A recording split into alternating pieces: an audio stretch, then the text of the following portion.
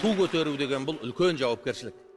Осында отырған және экранның ар жағындағы полиция қызметкерлері, ел сақшылары, қорғаны, сөздің ашығы елдің айбыны сіздер. Егер сіздер соны түсінсеңіздер, шында да елдің еңсесі биік болады. Ал енді сіздер көшеде жүрген кезде тәртіпті бірінші бұзып, өздеріңіз зұлымдыққа, қиянатқа барып жатсаңыздар, онда ешкімге өкпелемеңіздер. Өйткені ет бұзылса тұз себесің, тұз бұзылса не себесің дейді. Сіздер де анадан тудыңыздар, атадан тәрбие алдыңыздар. Сіздердің де бала-шағаларыңыз бар, туыстарыңыз, достарыңыз бар. Ел бар, жұрт бар, ата-бабаның дәстүрі бар. Ел тыныш болмаса, біз бүйтіп жай барақат отыра алмаймыз. Мен үшін погон тағып, қару тағып жүрген мақтаныш емес. Мен үшін адал қызмет істеп, елдің батасын алған абырой.